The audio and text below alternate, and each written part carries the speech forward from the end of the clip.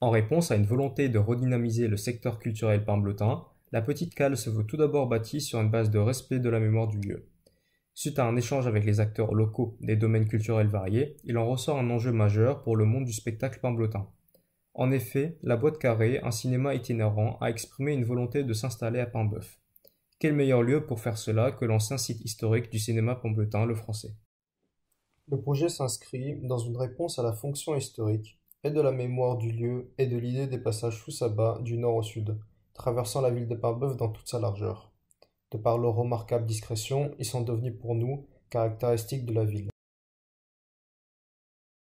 Notre idée est de prolonger un passage déjà existant, en passant par une percée que nous recréerons à côté d'un crédit mutuel jusqu'à l'ancien cinéma.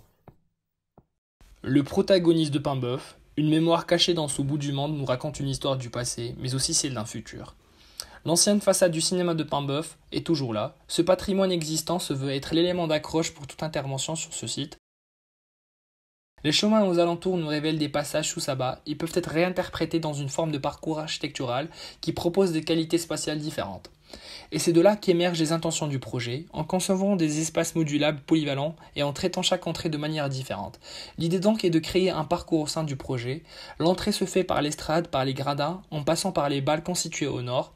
On voit ici sur les coupes les différentes configurations où l'usager se positionne pour regarder les projections, ainsi qu'une salle OR+1 qui permet d'assister à une projection en petit comité. Le toit servira à accueillir plusieurs activités, notamment celle de cinéma plein air. La toiture rétractable propose deux ambiances différentes. Elle peut s'étendre jusqu'à la façade, offrant un espace fermé et une salle de cinéma plus classique. Mais elle peut être rétractée et offrir un espace ouvert, ambiance plein air. La structure au nord fait office de gradin pour l'espace extérieur. La matérialité et le mode constructif le moins invasif possible. L'utilisation du bois et de son assemblage vise à appuyer ce parti pris de modularité, notamment avec des tasseaux de bois faciles à démonter et à déplacer. Le café associatif se veut tout d'abord être un espace de rencontre en respectant l'esthétique globale du projet ainsi que la mémoire du lieu. Offrant un accès à la partie nord de la parcelle, le visiteur est invité à rejoindre cet havre de culture et de vie à travers un passage déjà existant caractéristique de Paimboeuf. Suite à cela, avant même d'arriver au café, un sas à ciel ouvert, décoré selon la saison, le prépare à passer sur la structure pour ainsi la traverser. L'accès à l'intérieur du café peut se faire sous ce porte-à-faux, mais aussi le long de la façade sud. Ces deux entrées permettent aux différents usagers de la petite cale de se rencontrer en un point centralisé. Le rez-de-chaussée du café conservera un aspect classique d'un café-brasserie, comportant des tables et des places assises, où les visiteurs pourront observer les activités prenant lieu de l'autre côté des panneaux vitrés. Ces derniers étant amovibles et donnant sur une petite terrasse permettent de confondre l'intérieur et l'extérieur lors de beaux jours. L'étage permet également cette modularité et sera dédié aux activités associatives de Paimboeuf. Un coin littéraire sera dressé et plusieurs mobiliers modulables seront placés afin d'encourager l'appropriation de cet espace. Étant surélevé, cet étage offre également une vue d'ensemble sur la petite cale et des toitures pomblottines. Les matériaux utilisés seront dans le même registre esthétique que ceux du cinéma, un système de poutre en bois visible et des façades vitrées. On retrouve cette légèreté également dans le mode constructif de la structure, étant non invasive et réversible.